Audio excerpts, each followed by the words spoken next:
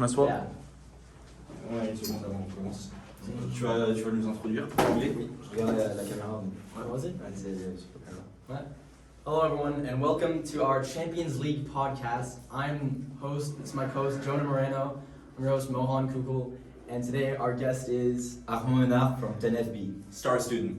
and today we're going to be sort of giving a rundown on our thoughts for the quarterfinals of the UEFA Champions League coming in April, and kind of our thoughts on who's going to win the competition outright, who's going to the semifinals.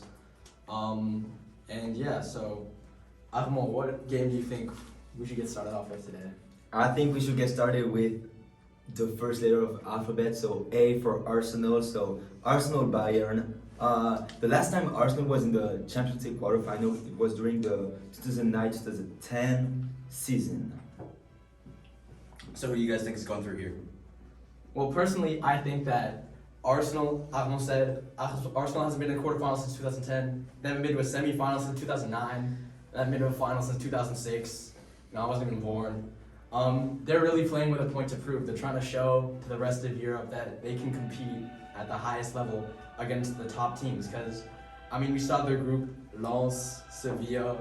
Who was the other team? Yeah, it's an easy group. It was Lens, Sevilla and PSV behind them. PSV, Eindhoven, not to discredit them, but they're no Real Madrid, you know. I mean, they're playing well in the league, but like they're not going to go much further. You gotta say that they're playing well in the league. They're on an 8-win streak right now. They have some quality players in form like Gabriel Martinelli with 10 goals and assists, or Saka with 21 goals and assists. So the team is playing really well. It's certainly a tough call. But as I said before, this Arsenal team really has to show. They really have to show that they're able to compete at that level. I mean, they played pretty well against Porto, but again, for those who just look at the game on paper, 1-1, they beat them on pens, they might be like, oh, this isn't that serious of a team. And They were very weak in the first leg. Indeed, yeah. Crucial shot from Porto at the last minute killed them in the first leg. Yeah, I mean, there's been What do you guys think mistakes about- from both of their goalkeepers recently. So What do you think about Bayern Munich? Bayern Munich. I mean, they did lose to. They did lose recently in the league, but their forwards have been pretty good. They've been consistently getting pretty huge wins, big goals. It was like 6-2 a couple days ago. I mean, they have Kane. Kane is tearing up Europe right now. He has Indeed. 31 goals in the league. He's 10 off the all-time Bundesliga record. He's definitely their most informed player. They got Sane. Sane has the most assists in the Bundesliga. And like you said, in the Bundesliga, they're dominating the league, but They're still they second won. best. They are second indeed. But if you see their last games, they won 8-1 against Mainz, and this weekend 5-2 win against Darmstadt. These Bayern teams also got a lot of youngsters, like I can count Jamal Musiala or Mathis Tel, that has been performing well coming off the bench in the Champions League in the group stages. Overall, I think I'm going to take Arsenal to beat Bayern. Another thing we didn't really touch on is, I think it was yesterday, Neuer suffered a season-ending injury. He's going to be out for the next games against Arsenal and most likely the rest of the season. I think that's going to be a huge blow to their team. That's their best goalkeeper. He provides a lot of leadership to the team.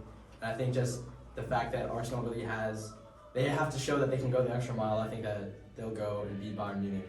I can't see Arsenal going through here. Bayern are too good in the Champions League, regardless. Even if their form isn't as good as it could be, Arsenal will still find a way to choke. I mean, they've got a younger team. Arteta doesn't have much experience in the Champions League at all. Where Tuchel, I mean, he's made a Champions League final before. Say what you want about his current form, what he's done with the Bayern team, but he's made a Champions League final. He's won the Champions League, made 2 Champions League finals. He's a good coach and he's great in Champions League. So I think I definitely see Bayern going through here. What do you think, Alphonse? I see Arsenal going through because I don't see what is Tuchel doing at Bayern. I saw Arteta going through the years at Arsenal and I like his project. I wasn't really into Tuchel's project, so I think even though with a younger squad like you said, Arsenal are going through. Alright, now why don't we go to the same side of the bracket, Manchester City versus Real Madrid, a repeat of last year's quarterfinal. And we also know that the winner of the Arsenal-Bayern game will play the winner of the Manchester City-Real Madrid game. Jonah, why don't you start us off? What do you think of this game?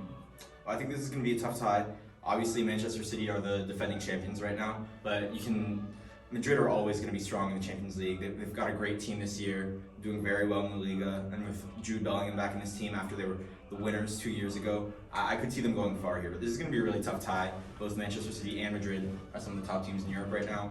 And I think this one could go either way. It kind of depends on if those big players like your Bellinghams and your Haalands show up. Especially, it'll be a test of everybody saying, you know, Haaland isn't a big game player. This will be his chance to show if he can make it to the Champions League final. Because on this side of the bracket, these are the two strongest teams in the tournament. I think whoever wins this one has a pretty decent shot at making the final and eventually winning. Yes. So this is kind of the two like finalist teams playing each other in the quarterfinals. So we'll have to see. Real Madrid are on a crazy form in La Liga, first of the league.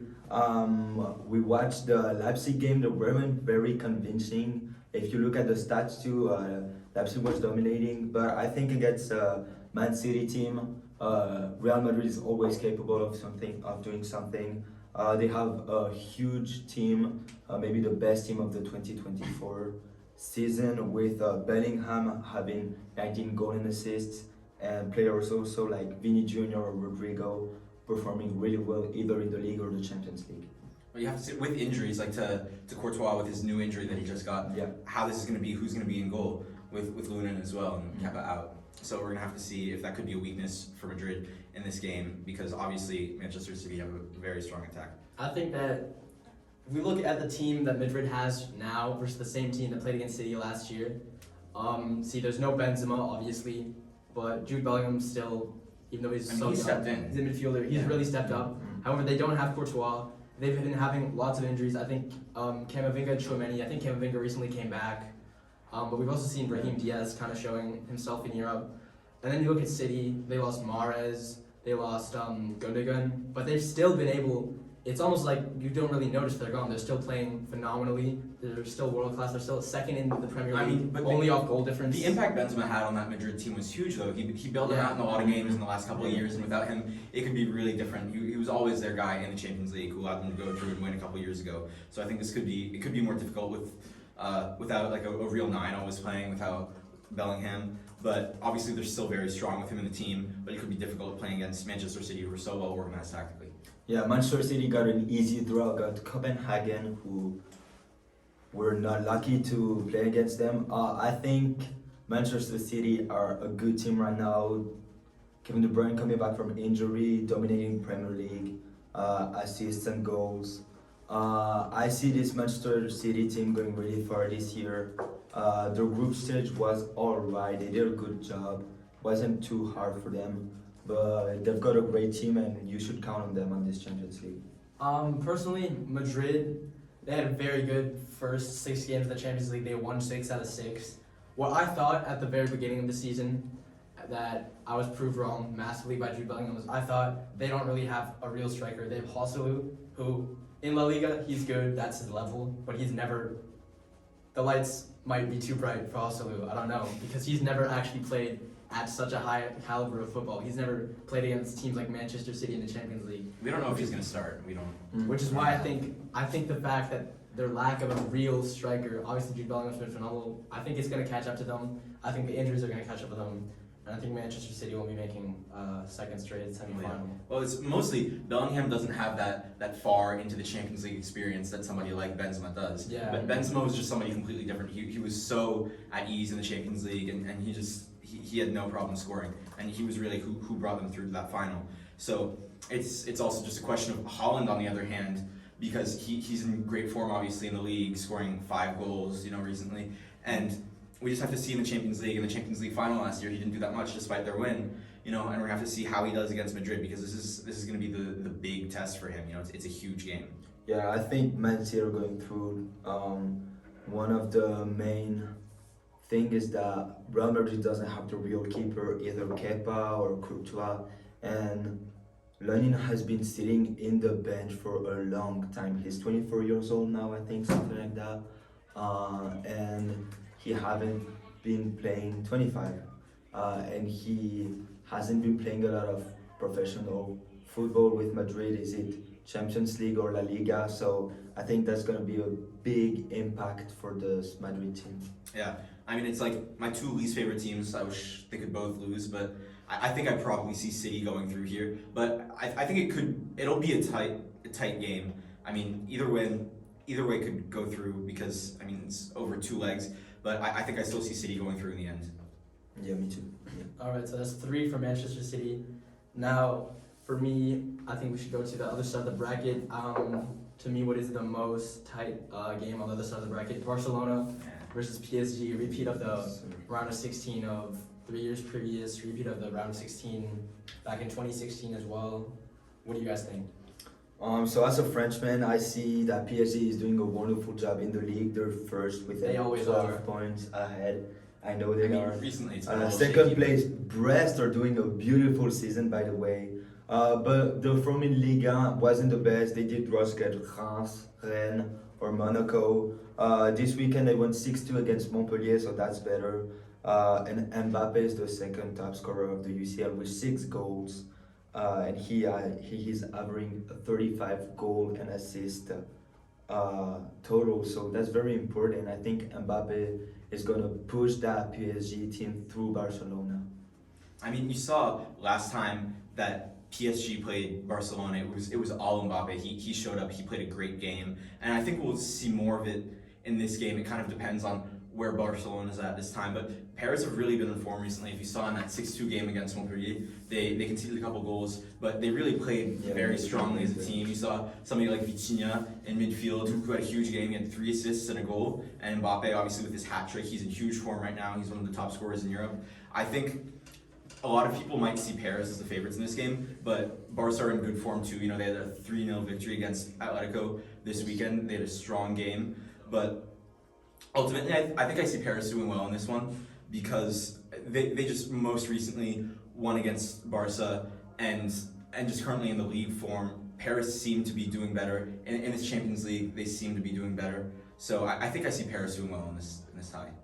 I'm a little bit biased because I'm a Barcelona fan. I'm a PSG fan. But Barcelona, really for me, in the second part of the season, the second half of the season in the new year, they really kicked into a new gear and they started actually performing very well to a very high level.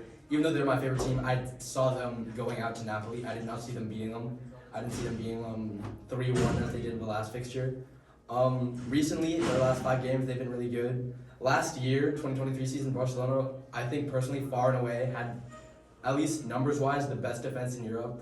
Just taking out the most clean sheets in the league. You know, Christensen, Araujo, they were playing really well.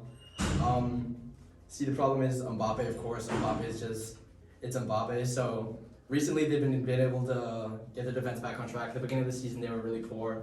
The last 5 games, they got, I think, 4 clean sheets it is. Jonah said on the weekend they were able to keep it a clean sheet, win 3-0 against Atletico Madrid. And Atletico were at home as well, so yeah, that's an even bigger result. But this season in the Champions League, if you look up at the group stages, it wasn't that convincing for Barcelona. I mean, a defeat against Antwerp at the last minute, or a defeat at Shakhtar, who weren't even playing at home because they haven't played at home since 2014 because of the dramatic. Similar to Arsenal, war. it's also a very young team. I mean, this is my team's He's getting really carried young. by a guy my age, 16 years old. You mean, well, I mean, he's great. He's Well, very good. Paris are still, the youngest team in the Champions League right now. They had an average age of something like 23 or something like that. There's a lot of factors for Paris that make it difficult for both teams. There are a fair amount of weaknesses because they're trying out new things. In Paris, obviously, you have Mbappe, who's almost certainly leaving this summer.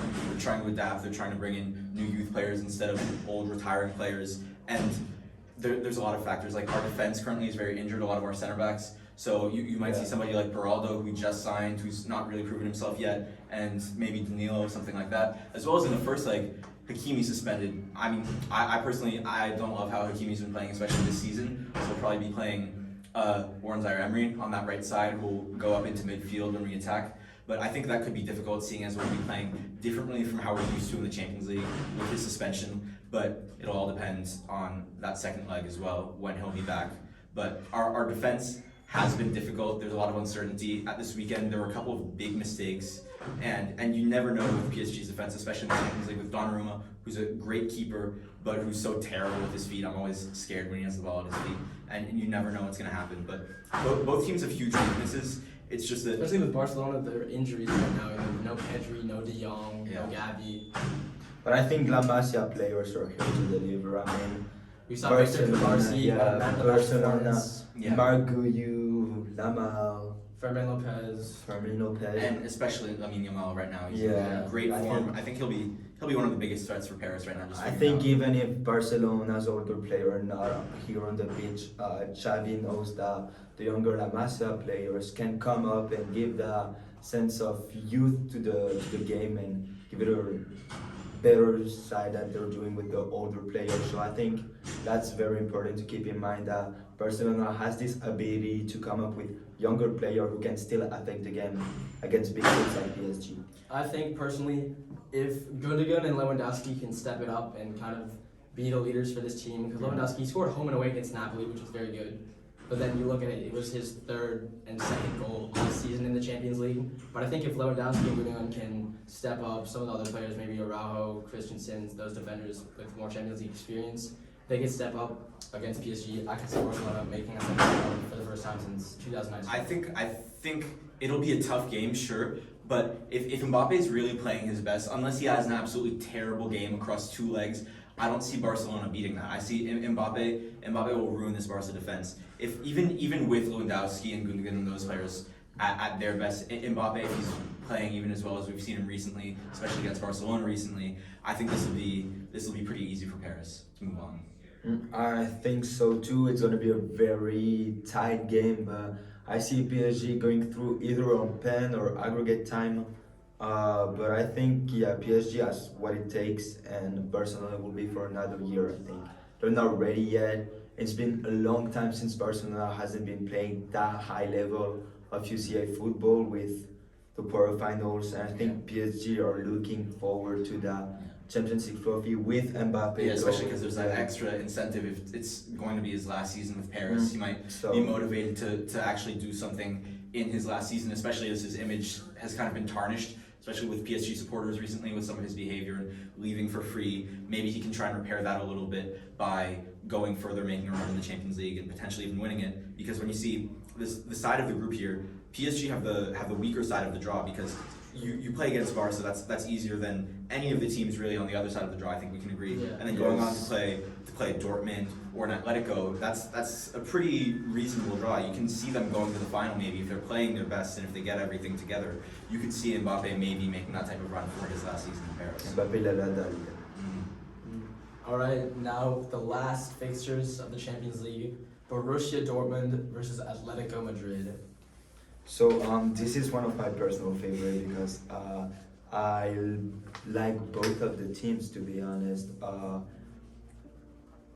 Atletico Madrid are fifth in La Liga. They come from a 3-0 loss at home to Barcelona, sorry. But I think El Cholo always has his charm. Atletico is a very good team that I like seeing. Griezmann tied with Mbappe. I mean, he's out injured right now. He had to leave the French team. He lost his streak of 84 games playing in a row. But still, even without him, they're a strong team. But he could be back in time for the next tie. Yeah. Especially he's 6 goals in the Champions League right now. He's tied with goals. Yeah. Impressive form, even when he's playing in different positions from what he's used to. He'll still be strong in the Champions League. Griezmann, c'est un joueur qui il s'est renouvelé. After coming back from Barcelona, the fans didn't like him that much because of the betrayal, and Griezmann proved that point. And I want to also talk about Memphis Depay because I think we forget sometimes that he's Atletico de Madrid, and at the game against Inter Milan, who finished runner-ups of the last Champions League Champions League last season, he did a great job. Comes at the 79th minute, scores the 87th minute, and scores the first pen in the penalty. So it's a very important role he has to coming off the bench, and with the experience he has also scores and makes a difference into that team. Well, I wouldn't rely on Depay. He's not going to be the guy who puts them through. But I still think that Atletico should be heavily favored here because you see, Dortmund haven't been doing anything crazy in the league. I think Dortmund and me personally are far and away the weakest side in the entire. Yeah, they've been a little bit lucky to get this far. They're 20 points off the top of the Bundesliga. I mean, Bellingham leaving, I didn't expect it to hurt them as much as it really has. They haven't really been doing anything of significance. I mean, they topped the death group. They finished first with 11 points. They were kind of lucky. People were so close on points. It was the group of death, and it It was across so few games. I mean, they played Well, well we like there. to call it the group of death, but Newcastle was never going to make it out. And I've always been against this AC Milan team. I mean, on paper, they have some good players here and there. You know, they have Leao, they have Pulisic, they have, I guess, Ruben Loftus-Cheek. Giroud is about to leave. But I never really saw those two teams, like, really causing a fuss for anyone. I think we can underestimate Dortmund. I think they have what it takes. Yeah.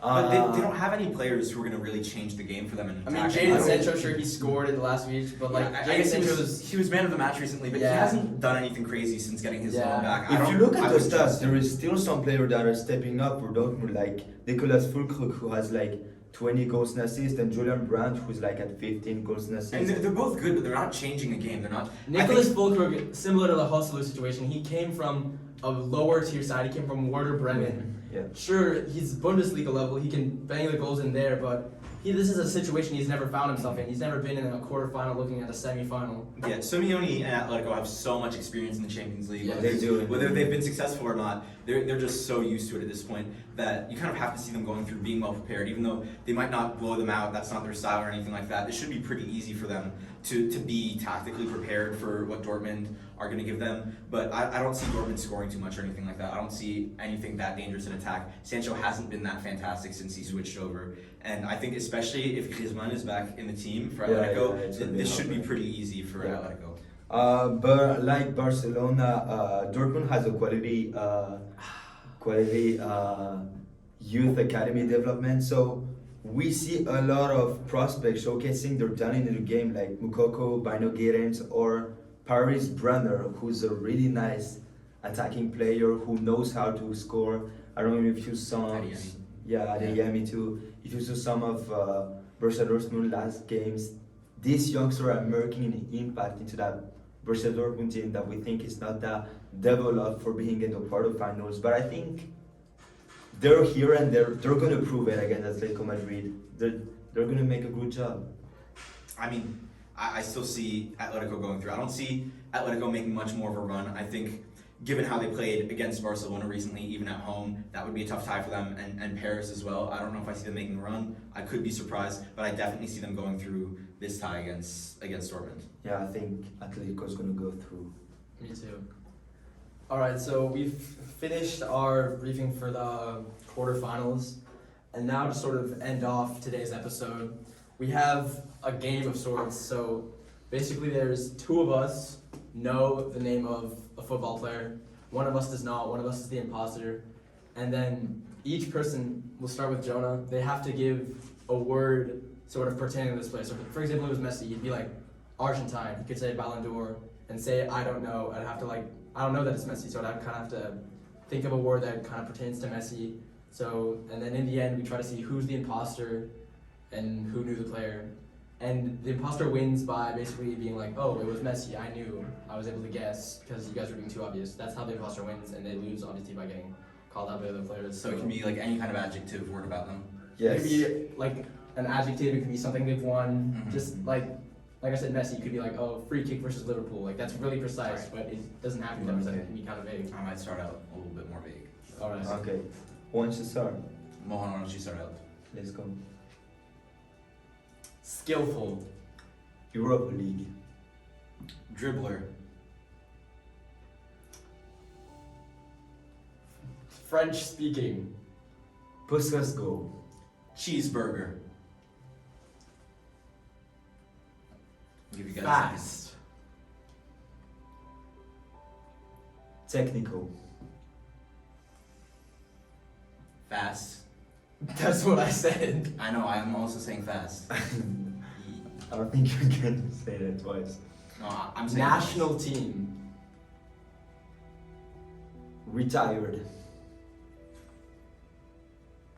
Chelsea. Decorated.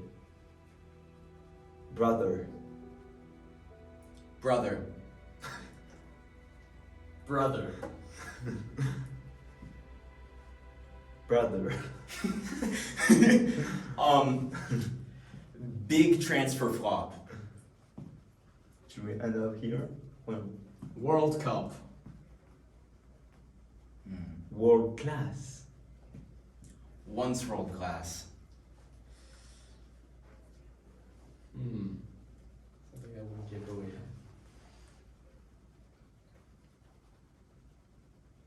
Gary Neville. Bench. Wait, did you say French speaking, Mohun? Yes, he did. Okay. And World Cup, right? Yeah. Yeah. Okay, interesting. Interesting. Yeah. No, Armand's pretty suspicious, I can't lie. No, nothing. I'm gonna say French speaking as well. But you can say. Yes, I can. Okay. Nobody said that. Alright, you guys want to keep going or do you have your guesses? I mean, does anybody have guesses? I have no guess, to be honest. Okay. I mean, for mine, it should be pretty easy, but let me know at any point if you want to take a guess. I think Armand's the imposter. I think he does not know who the player is. Okay. Yeah, Do you agree? I agree. Alright. Vote for you, Armand. Who's the player? Eden Hazard. Aiden Hazard. I had no idea. I thought it was like Drogba or something. At first I thought it was I thought it was Aubameyang, and then I thought it was Drogba. What did he say? How did he know And then I French thought it was speaking? Hazard. I just kind of got lucky, but that means Why did you win. vote for me? Basketball. Puskas, he had one, and then like. No. In 2018-19, Yeah. the goal against Liverpool, I think. That was Salah. No, wait. Non, Non, non, non, non, non. il en a marqué un contre C'était le même but. mais- West Ham, AC Milan. Ouais. Yeah, Brother, he had a brother. Yeah, Oh, brother. I said yeah. brother as well. Tor- Yeah. Torgan Yeah, Hazard. I had to ask Loic. I said, oh, which Hazard? He put Hazard on the paper. He told me Eden. Would have been more interesting if one of us had Thorgan, but I don't know. Still, Alright, so just gonna sign off here. Yeah. Remember, we're gonna try to do this again after the first leg. Either with Armand or maybe we'll get another guest. we can Whatever he rotate a likes. little bit. I want to stay, to be honest, but that's okay. If you're part of the fantasy league here at Lila, make sure to update your team. Definitely. And you can then- use some of our information. Personally, I have a blog where I try to write bi-weekly, just once every month, whenever I can, to be honest, about soccer, things like what we just talked about. Not just the Champions League though, international, like the Prem, etc. So I'll make sure to put that in the bio or in the annotations or something. Yeah. If you're bored in class, you can do some tiki taka too. I do that with my friends. I think it's really fun. Yeah. Alright. All right. Thank you for tuning into our inaugural broadcast. Brad. How long was that?